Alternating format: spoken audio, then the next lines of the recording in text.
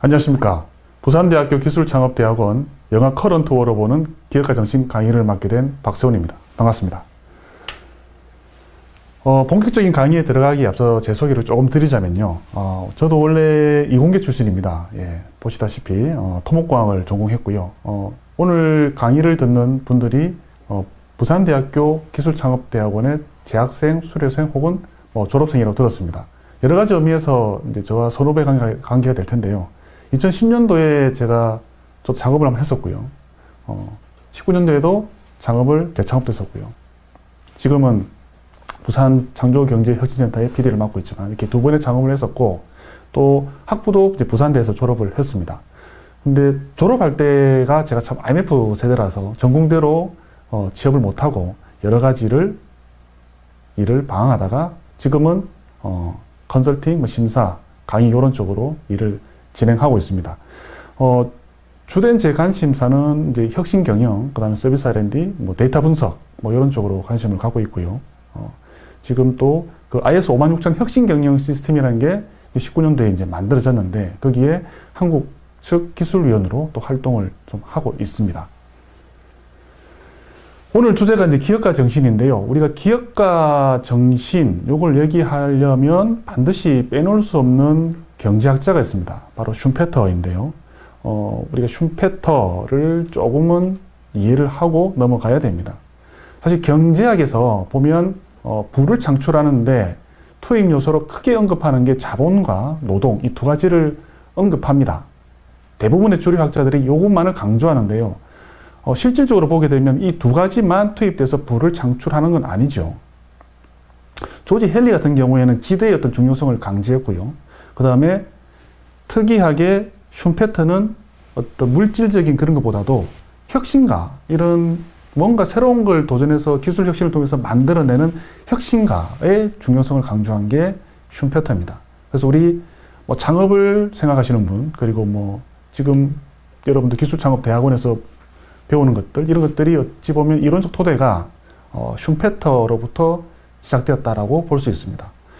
자, 그러면 슌페터가 말한 어떤 기업가, 창업가, 이걸 한번 보게 되면요. 여러 가지 정의가 있을 수 있습니다만은, 보편적으로 합의하는 부분이 이제 상당한 위험과 주도권을 가지고 비즈니스를 운영하고 조직하는 사람이 이제 기업가이다, 창업가이다라고 하고요. 근데 사실 이런 관점으로 보게 되면 사실 자영업자도 기업가에 해당될 수 있습니다. 재벌도 기업가에 해당될 수 있고요. 하지만 슌페터가 말한 기업가는 혁신가입니다. 어찌 보면은 이미 체계가 갖춰진 시장, 요거는 재벌이든 소상공인이든 늘 하던 일이 반복되는 것이죠.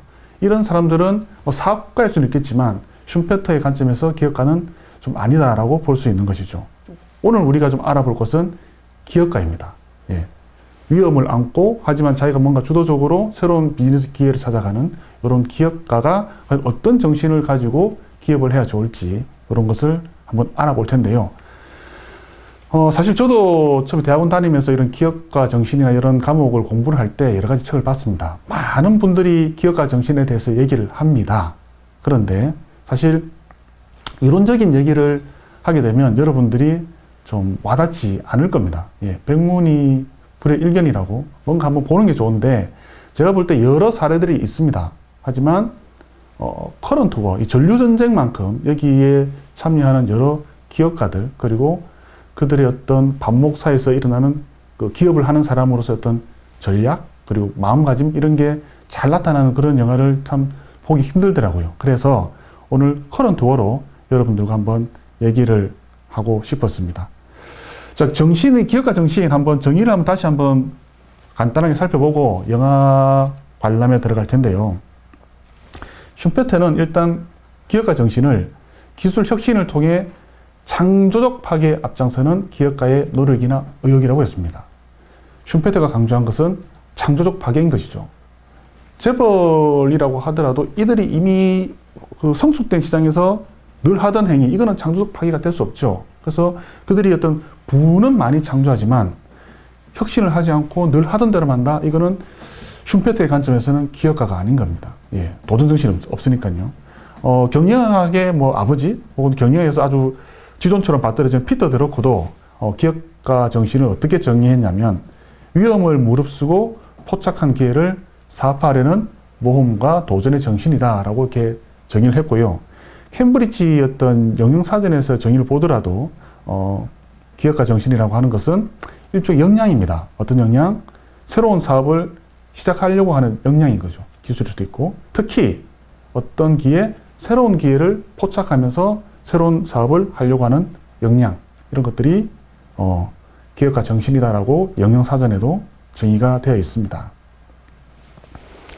자, 커런트 워. 여러분들 중에는 이미 커런트 워 전류전쟁 이 영화를 보신 분도 있고요. 보진 않으셨지만 뭔지는 안다라고 들어보신 분도 있을 겁니다. 보통은 커런트 워라고 하게 되면 이 전쟁의 주인공을 토마스 에디슨과 니콜라 테슬라 이 두 사람의 어떤 경쟁으로 보는데요. 사실은 그렇지가 않습니다. 실질적인 주인공은 토마스 에디슨과 웨스팅하우스라는 이 두 사람의 전쟁입니다. 예. 토마스 에디슨은 여러분도 아시는 분 아시겠습니다만은 GE라는 글로벌 회사의 창업주라고도 알려져 있고 초대 회장으로도 알려져 있습니다. 그런데 실상을 보시게 되면 에디슨은 GE가 설립되자마자 쫓겨나게 됩니다.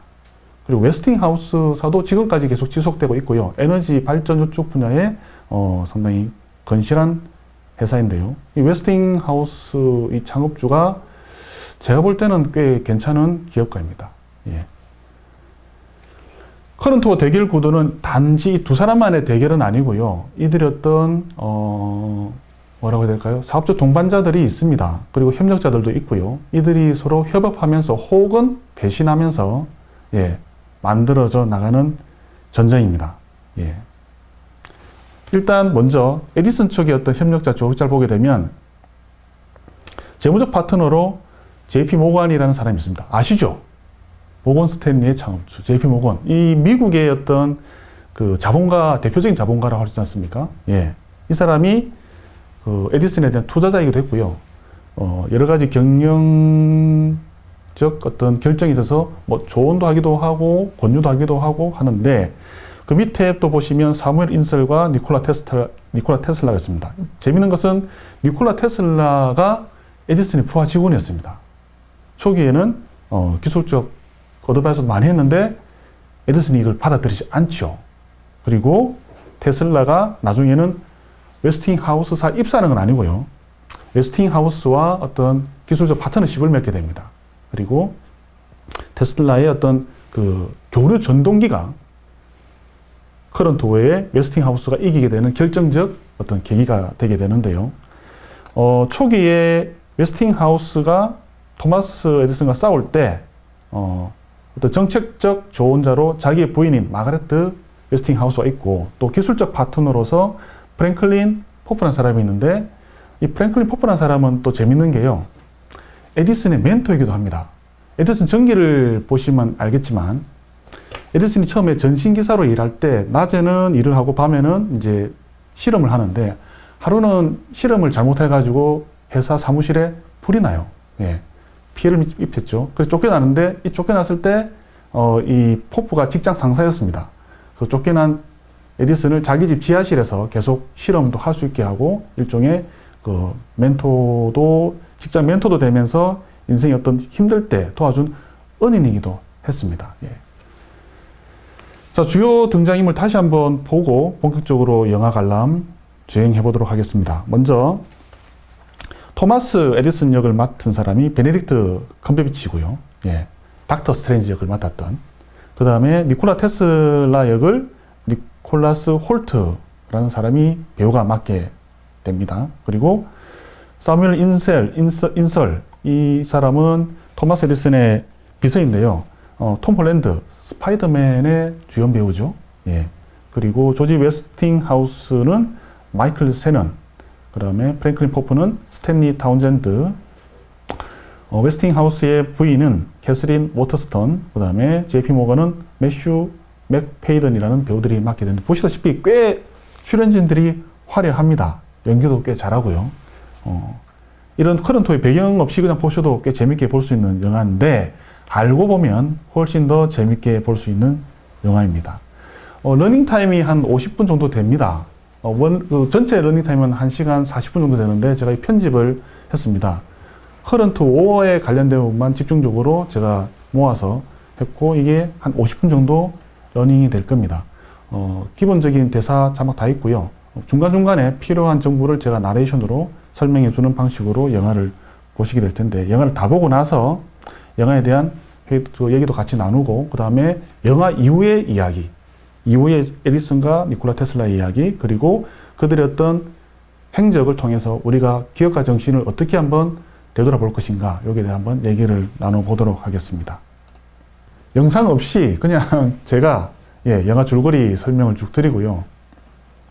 그 다음에 영화 이후 얘기도 좀 설명을 드리고, 여러분들과 출연하는 어떤 캐릭터들, 우리 기업가 관점에서 이 사람들을 봤을 때 어떤 기업가의 자세, 어떤 행동들이 좀 더 나한테 와닿는지, 그런 부분을 좀 같이 얘기할 수 있으면 좋겠습니다. 영상이 지금은 중단됐고요. 아까 영상이 어디까지 진행되었냐면, 에디슨이 투자를 받고 계속 개발하는데, 이제 웨스팅하우스가 이제 교류 시스템으로 이제 전류 시장에 도전장을 내밀었죠. 원래 에디슨의 직원이었던 테슬라는 계속 교류의 중요성을 강조하면서 자기가 그 문제를 해결할 수 있으니 계속 개발할 수 있게 해달라고 에디슨에게 요청을 하지만, 에디슨은 계속 거절합니다. 참 결과론적으로 놓고 보면 참 에디슨이 아쉬운 부분이기도 하고요, 안타까운 부분이기도 합니다.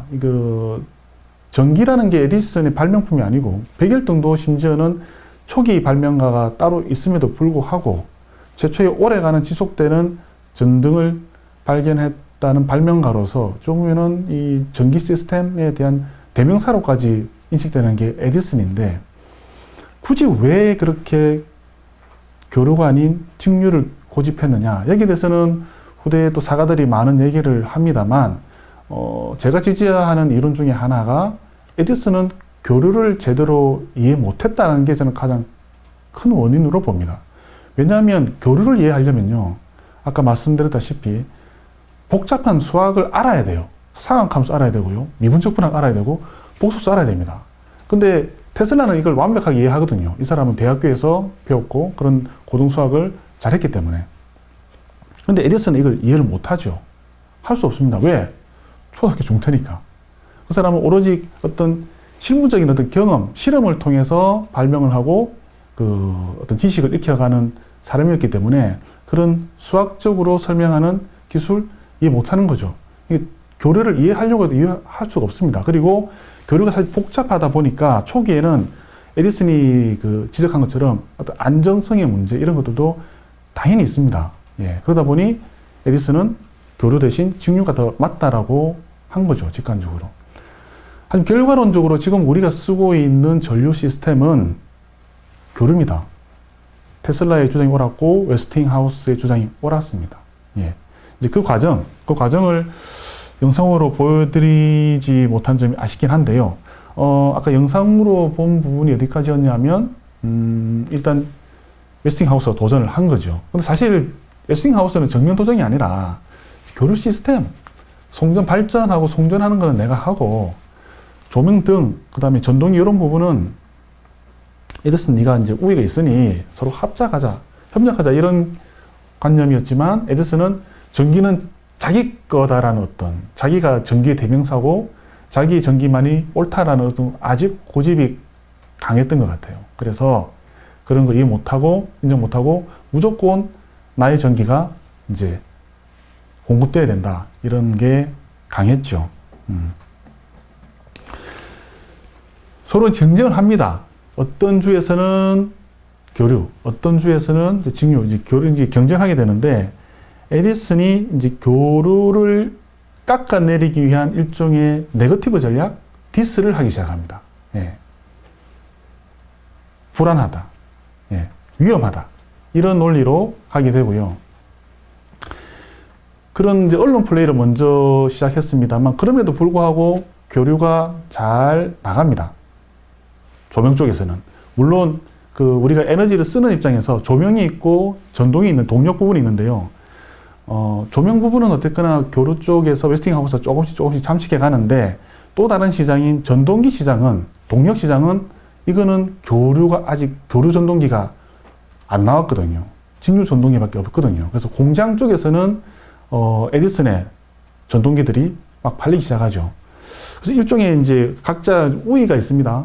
웨스팅하우스는 송전 시스템, 송배전 시스템, 전류를 공급하는 요쪽에 이제 강점이 있는 거고요. 그 다음에 그 수요 측의 어떤 기술, 조명이나 그 다음에 전동기, 요 부분은 에디슨이 확실히 경쟁 우위에 있는 겁니다. 웨스팅하우스는 조명 쪽은 어떻게 조금씩 좀 커버를 하는데, 전동기 부분에서는 안 되는 거죠. 요거를 해결할 수 있는 사람은 이 당시로서는 테슬라가 유일합니다. 어쨌거나 테슬라는 일단 에디슨한테 실망합니다. 계속 직류만 주장하고요. 그 다음에 자기 어떤 기술적 성과에 대해서 인정 안 해주는 거죠. 그래서 테슬라는 에디슨을 나와서 독립을 하는데요. 투자를 받게 됩니다. 근데 이 테슬라가 투자받은 이 투자자들이 지금 영화에서는 어떻게 보여주고 있냐면 거의 사기꾼으로 묘사를 합니다. 예. 자기들이 리스크 3분의 1을 그렇게 부담하니 지분 또한 그 정도 가져가겠다라는 거죠. 근데 이거는요, JP 모건도 마찬가지입니다. JP 모건도 에디슨에게 투자할 때 지분을 훨씬 많이 가져갑니다. 이 당시에 투자자들이 반응이 그랬습니다. 투자하는 자본가들이 많이 가져가요. 지금은 안 그렇죠. 예. 지금은 왜 그러냐면, 보면 이러한 그 선행 사례들이 이제 학습이 된 거죠. 기술 개발하시는 분들이 투자를 받을 때 무턱대고 돈 많이 준다 해가지고 지분을 많이 주지는 않습니다. 그런 것들이 다 이제 이때 만들어진 건데, 사실 그 JP 모건에 대해서 조금 더 설명을 하자면요. JP 모건은 우리가 이제 금융가로 알고 있는데, 이 사람은 시작은 장사입니다. 예, 장사를 정말 잘했습니다. 남북전쟁 당시에 북군으로부터 싸게 총을 사서 또 다른 지역에 있는 북군에게 비싸게 되파는, 이런 상수를 발휘하기도 하고요. 그 다음에, 처음에는 그런 식으로 시작했다가 돈을 벌게 되면서 카네기가 세웠던 철강회사도 인수하면서 다른 철강회사를 인수합병해가지고 유니언 스틸, US 스틸이라는 미국 최대의 어떤 철강회사도 설립하게 되고요. 그 다음에 우리가 흔히 많이 알고 있는 전신회사 AT&T, 요거의 설립에도 JP 모건이 관여를 합니다.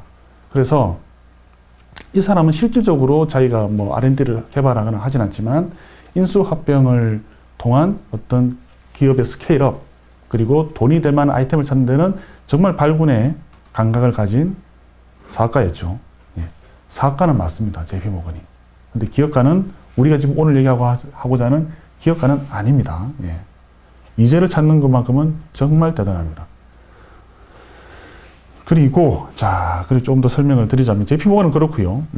웨스팅하우스는 기술자 출신으로서 처음에는 이제 철도 브레이커를 개발해가지고 큰 돈을 벌고 가스에 투자했고, 그 다음에 전기로까지 진출을 하려고 했던 사람이고,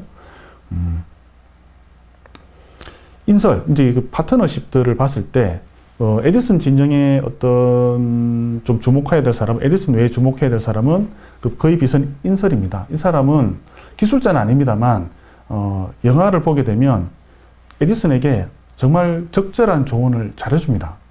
조언을 잘해주고, 그 다음에 JP 모건이 에디슨을 쫓아냅니다. 최종적으로는. 왜냐? 전쟁에서 지거든요. 커런트 워에서 집니다. 그러다 보니 계속 이제 에디슨은 투자를 더 해달라. 내가 계속 투자를 받고 이거를 깔면 언젠가는 성공할 수 있다는데, JP 모건이 보기에도 교류가 더 답이거든요. 그래서 직류만을 고집하는 에디슨을 쫓아냅니다. 예. 그리고 새롭게 이름을 제너럴 일렉트릭으로 만들게 되죠. 이때 인설은 남아요. 에디슨의 비서인 인설은 남게 됩니다. 남게 되고, 이 사람이 쭉 어느 정도 에디슨의 유지를 받들어서 좀 사업을 하다가 4년 뒤에는 인설도 나가서 시카고 에디슨이라는 회사를 차려가지고 전기회사 차립니다.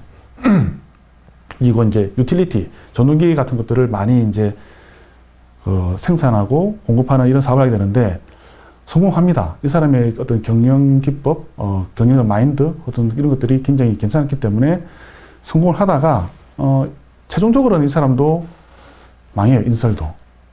인설도 대공황 때 크게 이제 사업에 실패를 하게 됩니다. 자, 좀 더 돌아가서요.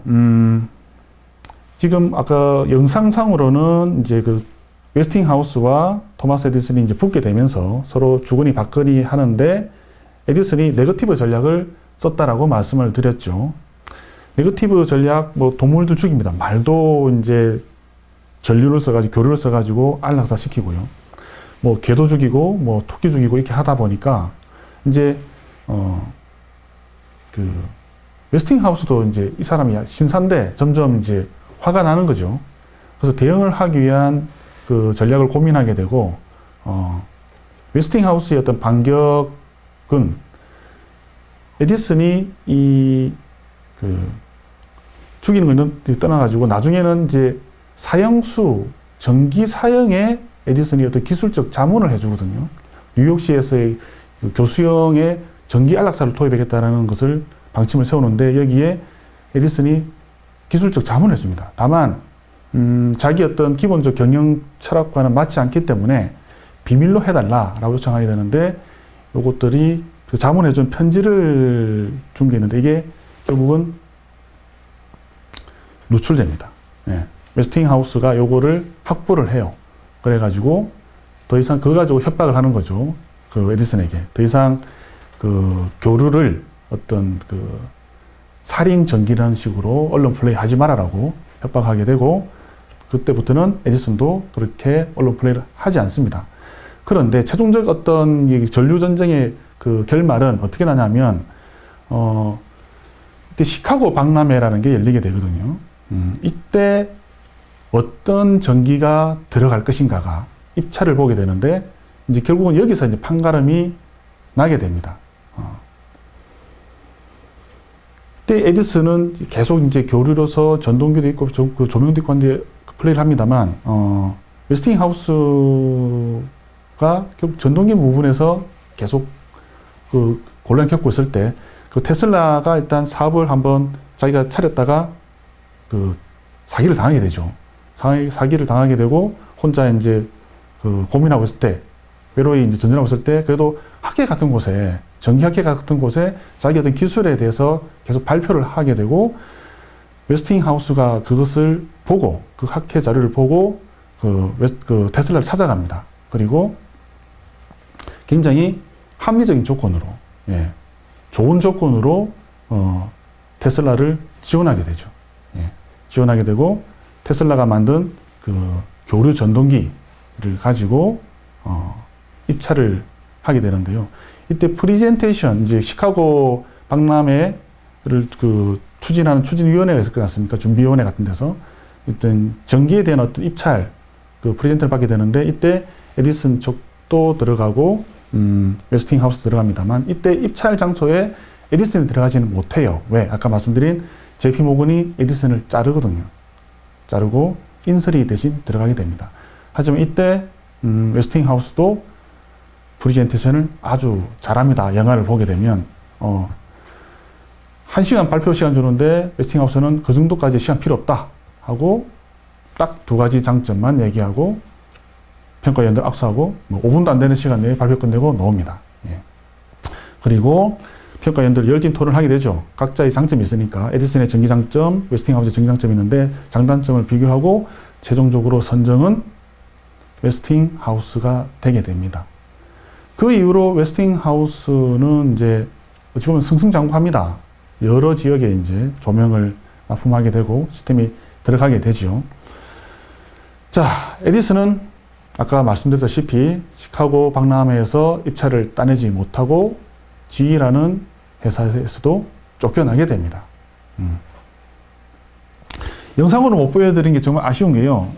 이 영화의 어떤 장면에 대사들이 나오게 되는데 그 대사 하나하나가 보면은 우리가 기업가 정신 관점에서 세계 볼만한 그런 대사들이 절만 많거든요. 예.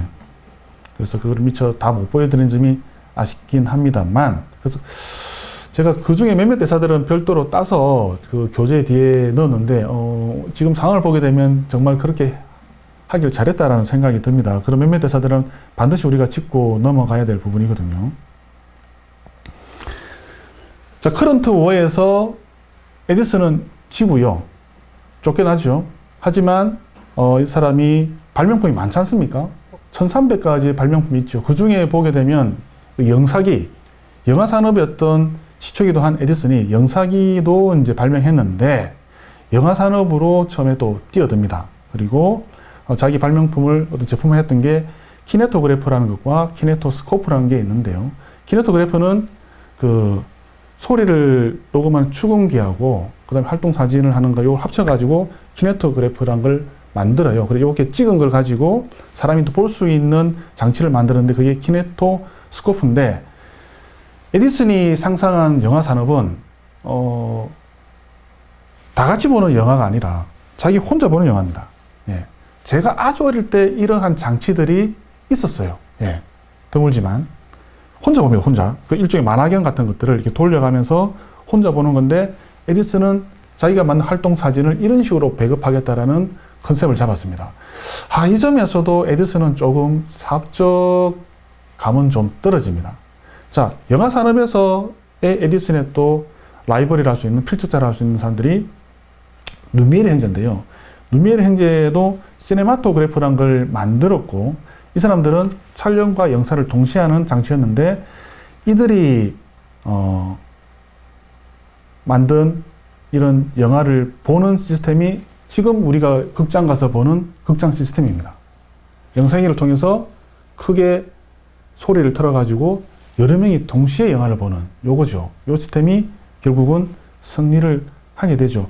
물론 이게 루미에르 형제의 어떤 발명품 이후에 에디슨도 부랴부랴 비타스코프라는 걸 만들어서 가져갑니다만 어쨌거나 1년 뒤거든요. 영화의 아버지라는 타이틀은 루미에르 형제가 갖게 됩니다. 에디슨이 또 이게 영화 산업을 만들었음에도 불구하고 승리자는 루미에르 형제가 또 가져가게 되는 것이죠.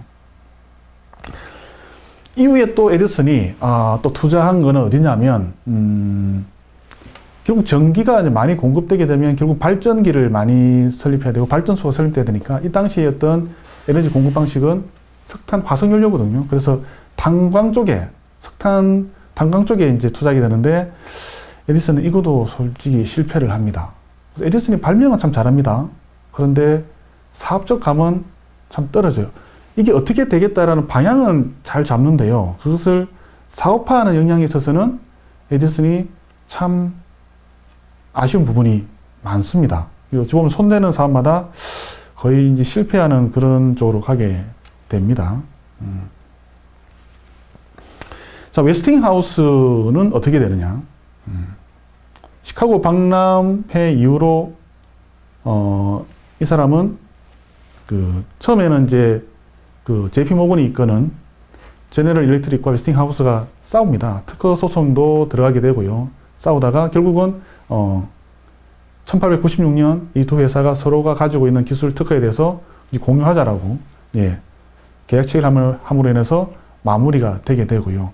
웨스팅하우스는 이 이후에도 이런 전력을 쓰게 되는 혹은 에너지와 관련된 히트펌프라든가 그런 쪽으로 개발을 하게 되고 전류 시스템과 히트펌프를 연결해서 좀 계속 별도의 에너지 없이 추가적인 에너지 공급 없이 계속적으로 동력을 공급할 수 있는 연구기관 개발에도 심취를 하게 됩니다. 물론 이 연구기관이라고 하는 것은 이론적으로 물리적으로 불가능하죠. 하지만 현재까지도 이 연구기관을 개발하려고 하는 분들이 계속 나오는 걸 보면 이 연구기관이라고 하는 게 굉장히 좀 매력적인 이슈인 것 같기는 해요. 그리고 또 이제 웨스팅하우스는 이제 자동차가 또 대중화되면서 자동차용 서스펜션용 압축공기 장치도 개발합니다. 원래 철도 쪽에 에어브레이크 쪽에 개발한 어떤 그 경험이 있다 보니까 자동차 쪽에도 그런 압축공기를 이용한 충격 흡수 장치가 필요할 것이다라고 봤고 그것도 지금 우리가 쓰고 있는 일종의 서스펜션 같은 것들이 다 대중화되면서 그렇게 된 것이죠. 니콜라 테슬라입니다. 이 사람은요, 정말 재밌는 사람입니다. 연구 분야는 진짜 어마무시합니다. 진짜 이 사람은 천재인 것 같긴 해요. 웨스팅하우스와 계약을 통해 가지고 돈은 벌죠, 일단. 돈은 법니다. 안정적인 직류 전동기를 만들고 시스템 만들면서 돈을 벌게 되는데, 이 번 돈으로 자기가 하고 싶은 분야에, 다양한 분야에 R&D를 하게 됩니다. 그래서 무선 통신, 무선 에너지 전송, X선 등, 심지어 X선도 레트겐보다 1년 빨리 개발했다고 전해지는데, 이때 실험실 화재로 불타버리거든요. 그래서 자기 어떤 연구 성과를 빨리 등록 못 하다 보니까 레트겐보다는 발표를 늦게 합니다만, 어쨌거나 이 사람은 다양한 분야에 다양한 발명품을 만들어내고, 지금까지도 이 사람의 어떤 이런 발명품 혹은 발명에 대한 열정, 것들이 후대의 어떤 창업가들에게 영감을 많이 주죠. 앨런 머스크가 만든 전기 자동차도 다 테슬라에서 영감을 받은 거고요. 그 다음에 최근에는 일종의 사기 비슷하게 밝혀지긴 했습니다만, 수소차, 수소 트럭도 니콜라라고 이름을 따지 않습니까? 예. 예. 50분의 휴식을 취한다고 하니 테슬라까지만 잠깐 설명하고 얘기를 끊도록 하겠습니다. 자, 일단 웨스팅하우스하고 손을 잡음으로 인해서 테슬라는 돈을 벌게 되고요. R&D를 계속 합니다. 그런데 일단 화재로 인해서 한번 좌절하지만 또 한번 웨스팅하우스가 지원을 해줍니다. 그리고 무선 통신 연구를 계속 하게 되는데, 이때도 좀 협약 체계를 좀 잘못해가지고요. 연구 성과를 보지 못합니다. 이 사람도 정말 뛰어난 천재이고 여러 분야의 R&D를 많이 합니다만, 결국 사업에 소질이 없어가지고 노년에는 쓸쓸하게 호텔방을 전전하다가 외롭게 사망을 하게 됩니다. 예. 테슬라까지만 얘기 좀 설명을 드리고 잠시 쉬었다가 나머지 이야기 좀 이어가도록 하겠습니다. 이따 뵙겠습니다.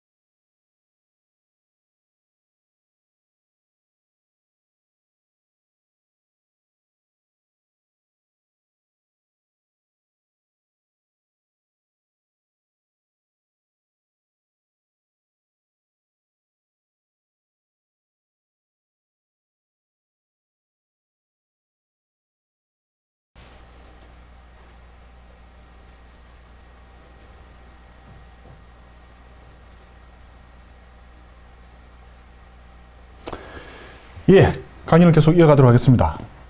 영상이 같이 못 보는 아쉬움이 있긴 합니다만, 어쨌거나, 기본적인 영화의 내용은 제가 줄거리는 다 이해하고 있고, 본질적으로 여러분들과 얘기하고 싶었던 부분은 뒤쪽에 좀 있기 때문에 좀 더 시간 조정하면서 한번 잘 마무리하도록 하겠습니다. 니콜라 테슬라 얘기까지 하다가 이제 저희가 쉬었는데요. 니콜라 테슬라는 조금 얘기거리는 정말 많은 사람입니다.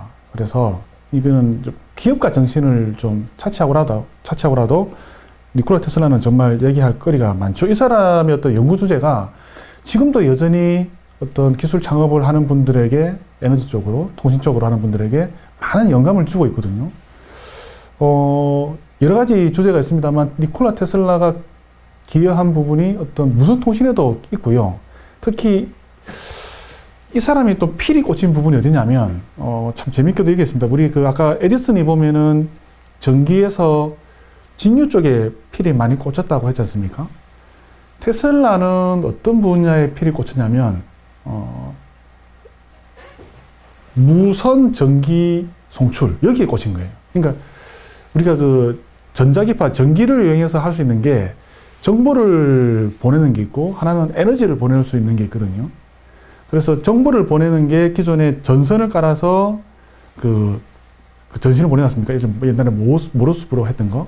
여기서 선을 없이 정보를 보낼 수 있거든요. 그게 무선 통신이고, 우리가 전기선을 가지고도 전기를 보낼 수 있고 정보를 보낼 수 있고 한데, 테슬라는 무선 통신에 대한 R&D도 했고 특허도 있습니다만, 이 사람이 특히 관심을 가지고 필이 꽂혔던 부분은 무선 에너지 전송이에요. 무선으로 에너지를 전송하는 거. 이게 정말 이 사람이 필이 많이 꽂혔던 부분이고, 또 한 가지 또 테슬라 하면 유명한 게 필라델피아 시스템이라고 있지 않습니까? 고압의 전기를 통해 가지고 물체 자체를 무선으로 보내는 거. 여기에 테슬라가 좀 많이 필이 꽂혔습니다. 예. 오컬트적인 부분도 좀 있었고요. 그래서 이 사람이 정말 천재이고 다양한 분야에 관여했고 정말 뛰어난 성과를 이 당시에 보였습니다만, 어쨌거나 우리는 오늘의 주제인 기업 가적 관점, 사업을 하는 관점에 있어서는 테슬라는 많이 아쉬운 부분이 많은 인물이죠.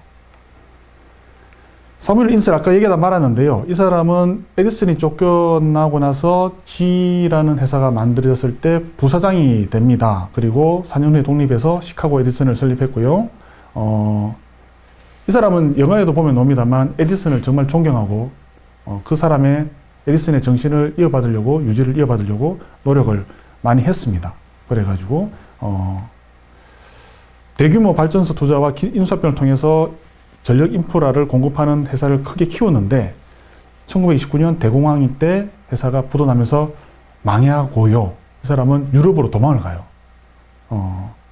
결국 이제 미국에서 그 사람 잡으려고 이 사람 인도하려고 노력 많이 했는데 1932년 결국은 다시 이제 미국으로 송환되어 가지고 재판을 받고 최종적으로는 이 사람이 무혐의로 무죄를 받게 됩니다. 이때 유명한 게 이 사람이 정직한 실수로 자기가 어떤 실패를 하고 돈을 빌려준 투자자한테 손해를 입혔지만 이게 결국 내가 의도한 게 아니고 자기 그렇게 받은 돈을 가지고 개인적으로 착복하지 않았다라는 걸로 해가지고 무죄를 받게 됩니다. 인터넷에 보게 되면은 이 사람의 어떤 사례를 대우 김우중 회장하고 비교해가지고 한 글도 있습니다. 예. 어쨌거나 이 사람은 사업 수완도 좋았지만 어떤 시대적 상황을 잘못 만나가지고 열심히 노력했음에도 불구하고 실패한 어떤 기업인 이런 쪽의 사례로도 좀 남아있고요. 오늘 처음에 제가 교재로 드리는 데에는 없는 거긴 합니다만 오늘 강의에서 핵심적으로 여러분들과 좀 하고 싶었던 게 이 표를 같이 작성해 보는 겁니다. 기업가 정신, 아까 캠브리지의 어떤 영영사전에서도 정의가 이렇게 나와 있다고 제가 보여드렸는데요. 어떤 새로운 기회를 찾으면서 새로운 사업을 하는 데 있어서 새로운 기회 포착을 하는 능력을 가지고 새로운 사업을 하는 능량, 이런 측면이 기업가 정신이라고 정의 내렸고, 제가 이거를 한 5개 분야로 한번 세분화해 봤습니다. 사고의 혁신성, 얼마나 새로운 걸 가지고 사업을 하려고 하느냐 하는 사고의 혁신성, 그 다음에 자기가 만든 이런 기술 혹은 자기가 사고자 하는 어떤 기술을 가지고 어떠한 비즈니스 기회를 포착할 것인가, 기회 포착 능력. 또 하나는 이걸 할 때 분명히 리스크가 따르는데 내가 어느 정도까지의 리스크를 수용할 것인가, 감내할 것인가, 리스크 수용력. 그 다음에 사업을 할 때 상황을 정확하게 분석하고 거기에 맞게끔 전략 수립하는 능력도 필요할 것이고요. 이걸 하게 되면은 혼자 힘으로 하는 것이 아니라 전략적 파트너십 혹은 팀빌딩 이런 것도 중요한데, 이런 5가지 항목 분야로 가지고 그 영화에 나왔던 이 커런트 월을 이끌어갔던 주인공들을 각각을 이 5개 항목을 가지고 기업가 정신을 평가해보는 요걸 좀 하고 싶었고, 이게 사실 오늘 강의의 핵심이다라고 볼 수 있습니다. 그래서 지금 이 영상을 보지 못하는 이 시간 동안 여러분들과 이제 채팅창을 통해서 여러분들도 하나하나씩 좀 점수를 매겨 보면 좋을 것 같고요. 우리 그 부산대학교 기술창업대학원생들 여러분들이 어떤 분야에 이들에게 어떤 분야에 대해 점수를 좀 더 많이 주는지 한번 같이 그 점수 매겨보는 시간을 가졌으면 좋겠다라는 생각을 해봅니다. 지금 채팅창에 좀 답을 해줄 수 있는 분들은 항목별로 점수를 한번 불러주시면 좋을 것 같습니다. 먼저 사고의 혁신성 측면에서 에디슨, 잠깐만요. 요거는 점수를 매기려면 에디슨과 웨스팅하우스와 니콜라와 그 다음에 JP 모건 이 4명의 주요 인물에 대해서 한번 점수를 한 번씩 매겨보면 좋을 것 같습니다. 물론 저도 제가 생각하는 점수 포인트가 있습니다. 여러분들도 점수를 한 번씩 매겨보시면 좋을 것 같아요. 1점에서 5점까지 매겨봅시다. 혁신성이 뛰어날수록 높은 점수, 혁신성이 덜할수록 낮은 점수를 준다고 할 때 여러분들은 에디슨에게는 사고의 혁신성 측면에서 몇 점을 주시겠습니까?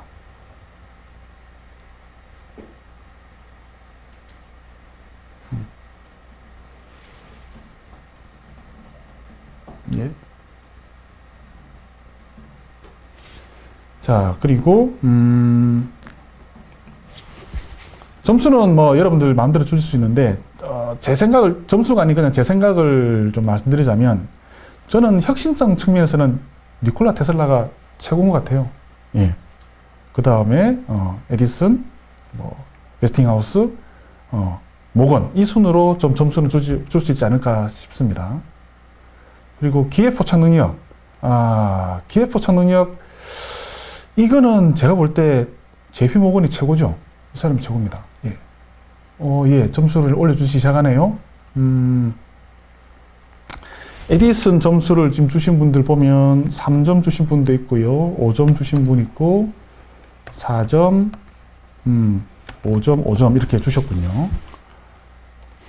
그 다음에 웨스팅하우스의 점수를 한번 매겨봐 주십시오.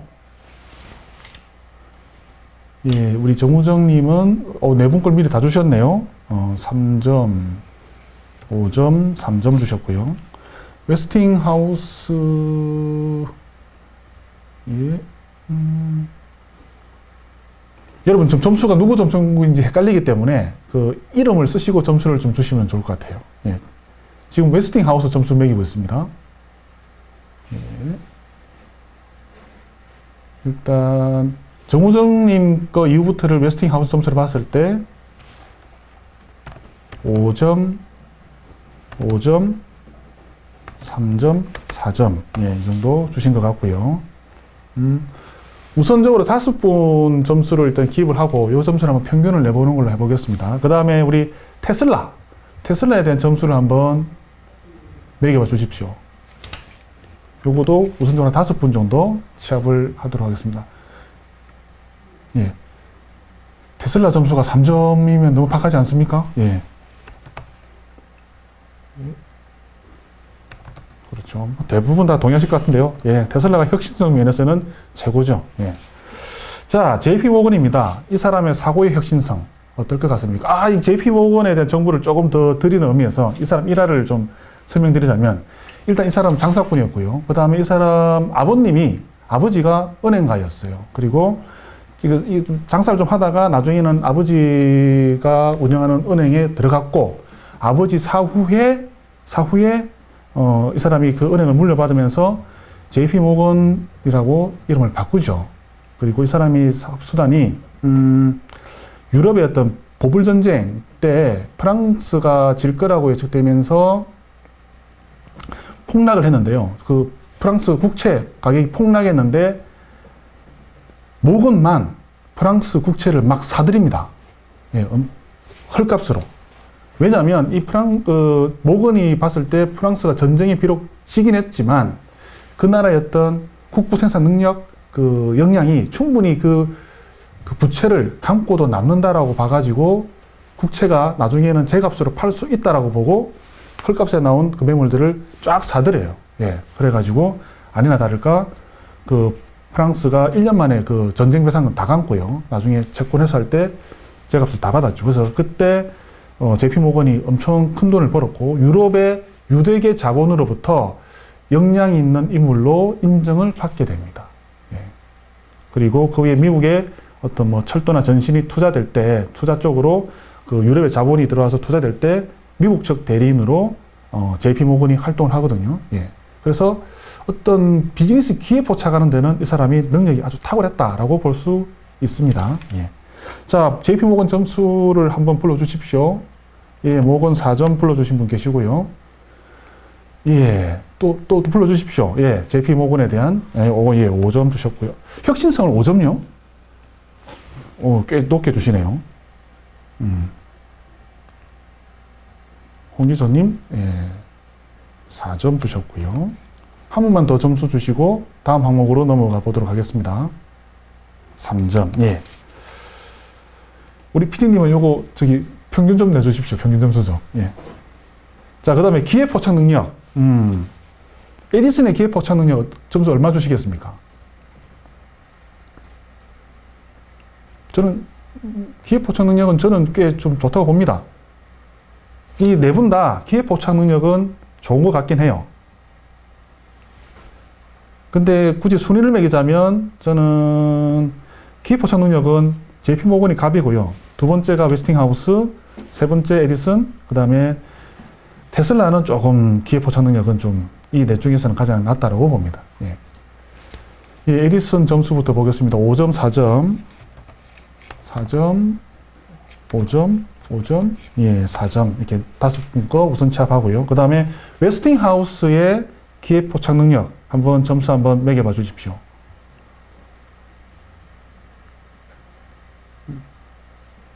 웨스팅하우스, 예, 점수 한번 매겨봐 주십시오.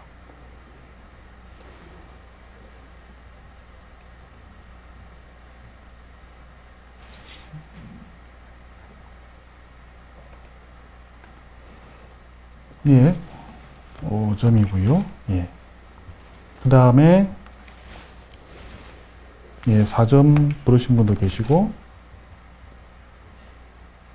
예, 4점,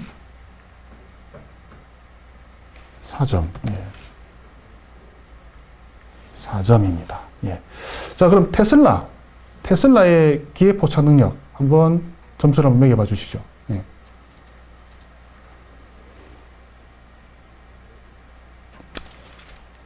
여러 번 말씀드렸습니다만 테슬라는 사업에 대한 소질은 많이 떨어집니다. 테슬라를 5점요. 예, 기회 포착 능력. 예.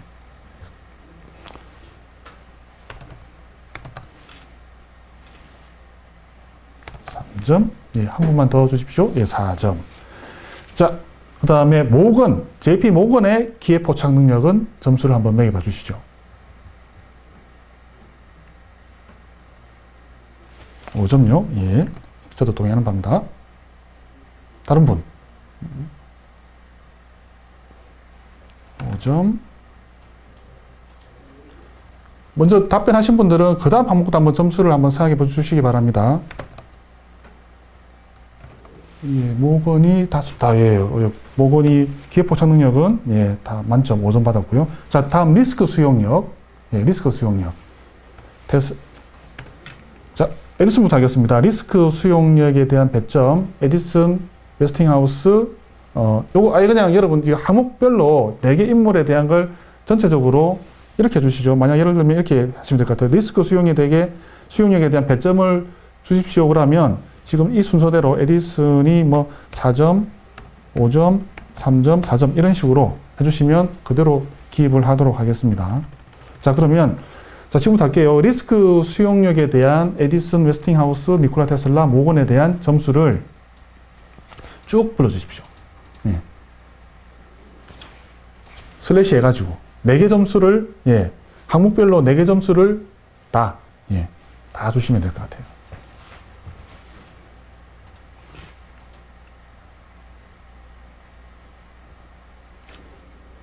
그리고 각각 리스크 수용 하신 분들은 그 다음 항목도 미리 한번 생각해 보시는데 미리 올리지 마시고 제가 항목별로 자 이번 항목을 채점해 주십시오 하면 그때 주시면 될 것 같고요.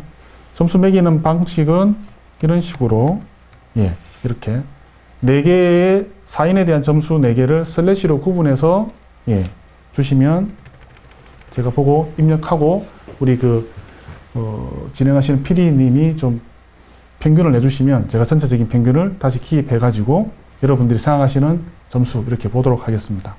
리스크 수용력, 이 4명의 인물에 대한 리스크 수용력, 루기누니님 점수 주셨고요. 3점, 4점, 3점, 4점 주셨네요. 다른 분들도 점수를 박기엽님 3점 주셨고요.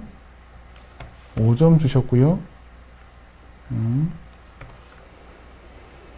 3점 주셨고 그 다음에 5점 주셨습니다. 그 다음에 정우정님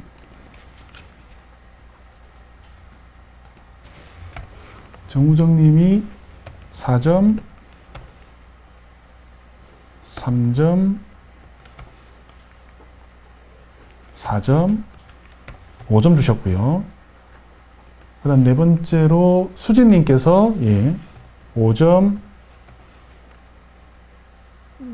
수진님이 4점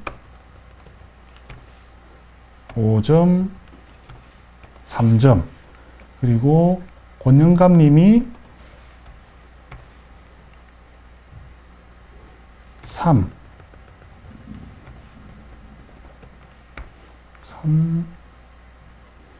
4 5, 4 이렇게 주셨네요.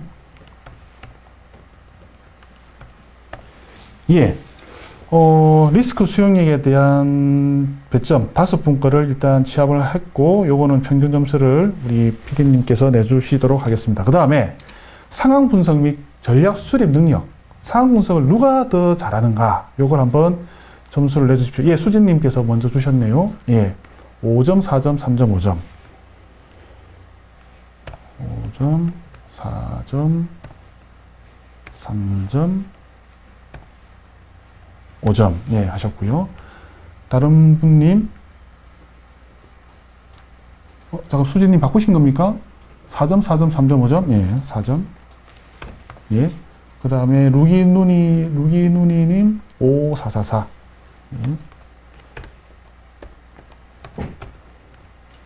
5, 4 4점. 그 다음에 박기엽님 5점, 4점, 3점, 5점 5점 3점 5점, 4점? 5점, 4점 5점, 4점 3점 5점이고요. 그 다음에 홍지섭님이 4점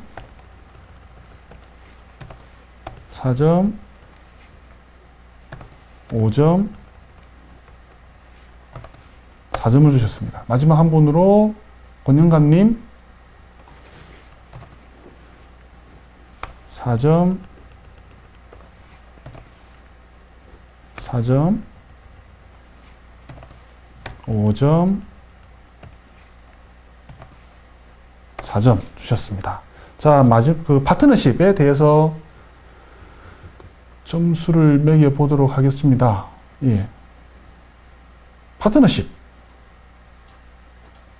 파트너십에 대한 이 4명의 기업가, 사업가에 대한 점수 한번 같은 방식으로. 예. 수립 능력은 이제 끝났고요. 이거 5개까지만 모아가지고 평균 점수를 내보도록 하겠습니다. 예. 파트너십도 한번 채점을 좀 해 주십시오. 예. 파트너십 2에 박기영님 4점 주셨고, 4점 주셨고, 3점 주셨고, 5점 주셨고요. 그 다음에 홍지선님이 3점,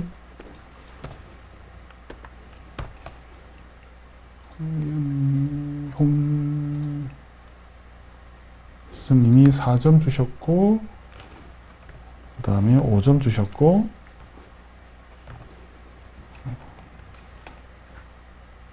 모건을 5점 주셨습니다. 그 다음에 루기누니님이 4점, 4점, 4점, 5점 주셨고요. 그 다음에 루기누니님 다음에 홍지섭님이 3점, 4점, 5점, 5점. 마지막으로 정우정님이 3점, 4점, 4점, 5점. 자, 그러면 PD님 어떻게 평균 점수 계산 다 하셨나요? 너무 빠르신 것 같은데. 자, 그럼 좀 평균 점수 채점할 동안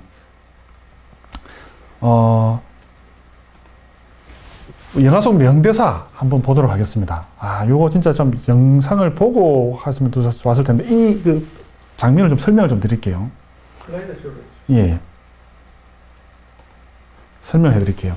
그 테슬라가 일단 에디슨 회사를 나오고 나서 자기가 생각하는 교류 시스템을 이제 보급해 보겠다고 사업하겠다고 투자자를 만나요. 투자를 만나가지고 투자를 받는데 이 사람들은 그 테슬라가 하고자 하는 교류 시스템보다는 당장 돈이 되는 아크 등 납품 이런 쪽에 좀 공급 쪽에 좀 그 욕심이 있었던 사람인 거죠. 그래가지고 일단은 먼저 해달라는 걸 해주고 테슬라가 이제 그걸 했으니 이제 내가 하고 싶은 교류 시스템을 좀 개발하자 하고 싶다. 그러니까 그 투자자의 아빠라는 사람이 와가지고요. 테슬라를 쫓아내는 겁니다. 이제 계약을 잘못한 거죠. 테슬라가 잘 모르다 보니. 테슬라 네가 개발한 모든 것들이 다 이 사람의 명의로 다 바뀐 거고요. 그리고 이 사람이 쫓아내기 전에 테슬라에게 일종의 충고, 조언으로 하는 게 당신 같은 몽상가들은 세상을 움직이는 힘이 뭔지를 모른다. 세상을 움직이는 힘은 돈이다라고 하는 것을 강조하는 겁니다. 예. 돈이 최고다라는 거죠. 이걸 명대사라고 넣은 이유는 이게 좋아서 넣은 게 아니고, 어찌 보면은 안타깝지만 이게 현실인 부분도 있고요. 또 실질적으로 이런 생각을 가지고 사업을 하거나 투자를 하시는 분도 많은 게 또 사실 아닙니까? 그래서 우리가 이것을 따라가자가 아니라 결코 이런 생각이 옳은 것만은 아니다라는 것을 명심하고자 하면서 제가 명대사로 넣었던 겁니다. 자, 그 다음 두 번째 명대사는 가치는 최고 가격을 부르는 사람 마음이죠 라는 말이 있어요. 이건 에디슨과 대화할 때 나오는 거 한데요. 이 사람은 그 모건은 기본적으로 자본가잖아요. 그래서 모든 걸 이제 좀 돈으로 치환하는 게 있긴 한데 결국은 어떤 아이디어, 사업이 가치를 가지게 되는 그 가치는 이제 나처럼 투자자들이 얼마만큼 부르느냐, 가격을 부르느냐 여기에 달린 거다라고 얘기합니다. 이것도 일단 앞서 한 그 사기꾼 같은 투자자와 약간은 일맥상통하는 게 좀 있긴 있죠. 그래서 모든 게 가치가 가격에 의한다 라고 보는 겁니다. 이건 어찌 보면은 자본주의가 던지는 기본적인 마인드이기도 합니다. 그런데 우리는 자본가의 어떤 정신을 배우는 게 아니라 우리는 기업가의 정신을 지금 배우려고 하는 거지 않습니까? 웨스팅하우스가 얘기를 해요. 이거는 무슨 장면이냐면 웨스팅하우스하고 테슬라가 이제 시카고 이제 박람회 이제 입찰을 던져놓고 나서 결과를 그 기다리면서 둘이 당구를 치는 장면이 나오거든요. 거기서 이제 그 니콜라 그래요. 당신은 참 나한테 잘해줬다. 참 잘해준 사람이다라고 하니까 그 웨스팅하우스가 얘기하는 거죠. 가치는 가격으로 결정되는 게 아니라 그것이 어떤 거에 기여하느냐에 달려있다. 당신이 기여하는 바가 크다라는 거죠. 내 사업에 대해서. 그래서 그만큼 나는 좋은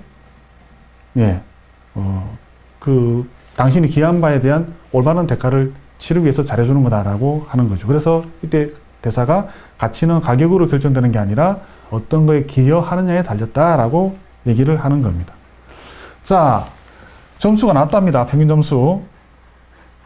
자, PD님, 우리 저기 잠깐만. 예, 사고의 혁신성, 에디슨부터 좀 평균 점수 불러와 주십시오. 예, 에디슨이 4.4점이고요. 웨스팅하우스가 4점이네요. 그 다음에 테슬라가 5점, 그 다음에 JP 모건이 3.8점입니다. 그 다음에 기회 포착 능력 측면에서는 어디 갔습니까? 엑셀 시트. 방송에 나오고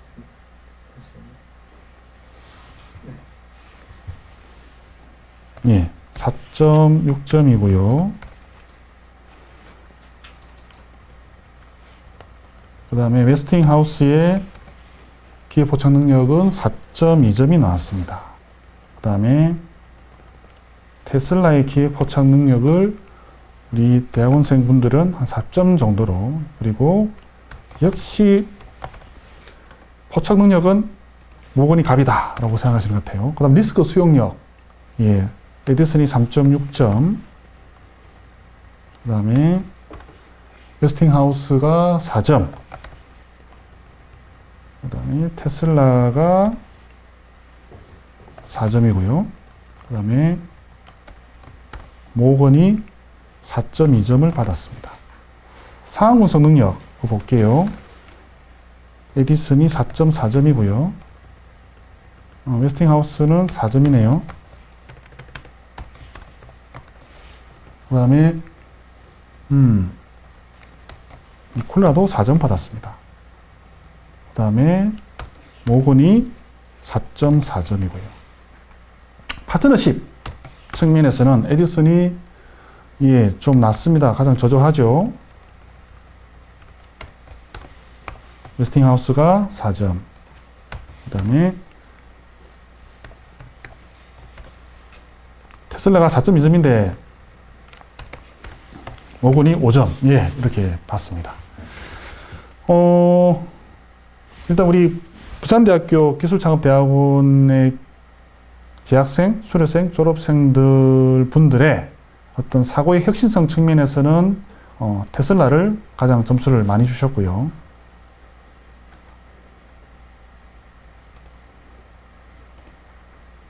그 다음에 기회 포착 능력 면에서는 역시 장사꾼 출신답게 자본가인 모건이 높게 나왔습니다. 그 다음에 리스크 수용력 측면에서는 역시 자본가가 리스크도 많이 부담하면서 사업을 한다라고 보시는 것 같습니다. 그 다음 상황 분석 및 전략 수립 능력은 에디슨하고 모건이 4.4점이 나왔는데요. 요거는 조금 이견이 있을 수도 있을 것 같습니다. 저는 오히려 상황 분석하고 전략 수립 능력은 점수를 준다면 웨스팅하우스하고 모건 쪽에 높은 점수를 주고 싶은데, 그 다음에 파트너십. 모건이 가장 높군요. 오히려 게 테슬라가 4.2점으로 높은 게, 오히려 테슬라의 어떤 전략적 파트너십은 웨스팅하우스가 먼저 제안한 거기 때문에 저는 웨스팅하우스 쪽이 좀 더 높은 점수를 받아야 되지 않겠나라는 생각이 듭니다만, 어쨌거나 우리 부산대학교 기술창업대학원에 계신 분들의 생각은 요 5개 항목으로 기업가 정신을 평가했을 때 이렇게 보게 되면 JP 모건이 총 4개 항목에서 아주 높은 점수를 받았습니다. 사고의 혁신성만 좀 떨어질 뿐 4번 잘하는 사람은 역시 모건입니다. 예. 조금 아쉬운 게 기술자 출신들이 점수가 좀 낮다라는 게 안타깝긴 합니다. 자, 대사 쪽으로 다시 넘어가서요. 대사 쪽으로 다시 넘어가서요. 웨스팅하우스의 대사까지 했죠. 가치는 가격으로 결정되는 게 아니라 그것이 어떤 거에 기여하느냐에 달려있다. 이렇게 말합니다. 이거는 저도 굉장히 좀 괜찮은 대사라고 생각합니다. 예. 그리고 이 장면은 영화의 마지막 장면인데요. 시카고 이제 그 박람회가 열린 그곳에서 테슬라가 마지막 대사를 합니다. 그 대사가 우리가 있었음을 후세에 전하려고 기념물을 만듭니다. 허나 진정한 유산은 하늘까지 쌓은 탑이나 돌에 새긴 것들이 아닙니다. 돌은 부서지고 종이는 분해되고 뼈는 가루로 변합니다.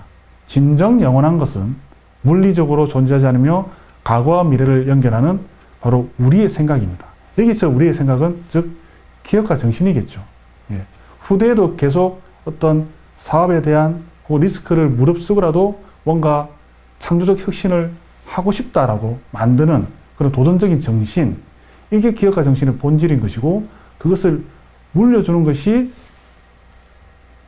진정한 기업가의 정신이다라고 저는 역설한다라고 이 영화를 보고 느꼈습니다. 영화를 보고 저 나름대로 한번 이제 정리한 문장입니다. 기업의 가치는 그 기업이 무엇에 기여하느냐로 결정되어야 되고요. 기업가는 그 기여 대상과 방향을 정하고 나가는 사람이라고 저는 봅니다. 그리고 그 기업가가 진정한 기업가였는지 아니면 돈만 쫓은 사람이었는지는 어떤 성공의 크기, 부의 크기가 아니라 생각의 크기로 평가받는 게 맞다라고 봅니다. 마지막 대사, 이 기업가 정신을 얘기하는 화자로 니콜라 테슬라가 등장한 게 저는 굉장히 의미가 있다라고 봅니다. 예. 지금 미국의 실리콘밸리를 에서 왕성한 활동을 하고 있는 창업가들이 그들의 어떤 멘토로서, 기업가 정신의 멘토로서 에디슨이나 웨스팅하우스가 아니라 니콜라 테슬라를 멘토로 삼고 있다는 점에서도 그 정신을 잘 살리고 있는 사람은 저는 테슬라라고 봅니다. 그리고 우리 대학원에 계신 여러분들도 결국은 창업을 많이 염두에 두실 텐데요. 물론 어떤 부의 성공 이런 것도 중요합니다. 하지만 결국 여러분들이 나중 후배들이나 다른 동료들에게 혹은 여러분들과 같이 사업을 하시는 분들에게 전해야 될 정신은 위험을 무릅쓰고라도 뭔가를 향하는 우리의 가치가 무엇에 기여하느냐에 좀 더 방점을 두는 것이 중요하다고 생각을 합니다. 제가 준비한 것은 생각보다 짧아졌습니다. 영화가 영상을 틀지 못하는 관계로. 예. 그래서 조금 질의응답을 하는 시간을 한 10분, 15분 정도 갖고 강의를 마치고자 하는데요. 예. 채팅창에 혹은 질문하고 싶으신 거, 혹은 영화를 다 보지 못했습니다만 이렇게 커런트 워의 어떤 상황을 듣고 여러분들이 또 기업가 정신에 대해서 이런 것들, 혹은 에디슨, 웨스팅하우스, JP 모건, 혹은 테슬라에 대해서 조금 뭐 관점이 달라졌다거나 생각이 달라졌다 하거나 뭐 그런 점에 대해서 뭐 자유롭게 하신 말씀 있으면 해주시면 또 제가 답변 드릴 수 있는 것들은 또 답변을 하면서 강의를 마치도록 하겠습니다. 예. 질문 주세요.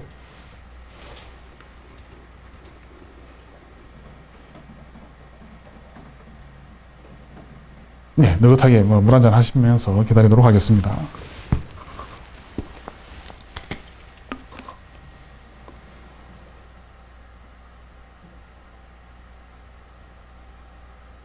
그렇죠. 테슬라가 결국 전기자동차의 어떤 창업주들이 테슬라에서 굉장히 모티베이션을 많이 받는 이유가 테슬라가 결국 사업은 실패했지만 이 사람이 어떤 연구하고자 했던 어떤 아이템에 대한 혁신성 그리고 그것들이 주는 그 사회에 대한 공동체에 대한 어떤 편익 이런 것들이 굉장히 크다라고 본 거고요. 그게 결국은 이제 후대의 어떤 창업가들한테도 더 크게 와닿지 않았나 생각을 해봅니다. 예. 여러분들도 부디 후대에 이름을 남길 수 있는 그러한 혁신적 창업가가 되었으면 좋겠습니다. 질문이 없으시면 뭐 아쉽지만 예, 강의를 조금 일찍 마치도록 하겠습니다. 이상 커런트워를 통한 기업가 정신에 대한 강의 마치도록 하겠습니다. 감사합니다.